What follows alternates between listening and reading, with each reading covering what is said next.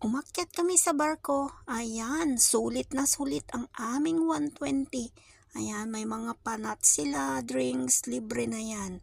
Ayan, umakyat nga kami sa tuktok ng barko. Ayan, for the first time na umakyat ako ng barko. At napakaganda ang view. Dito lang sa may Oriental Pearl Harbor Cruise. Bago nga kami pumasok sa loob ay kinuha muna namin ang ticket. Ayan, dito lang makukuha yung ticket. So, ibigay po yung barcode. So, pagkakuha ng barcode, ayan, mag-antay lang. Ayan, dyan yung papasok. So, habang nag-aantay kami, ayan, nagutom na ang person. Ayan, kumain muna kami ng tinapay. So, ayan, gutom na gutom. Ayan, may pa-drinks na din. Napakasarap din yung tinapay nila sa Subway lang namin nabili yan. So, ayan, nung pumasok na nga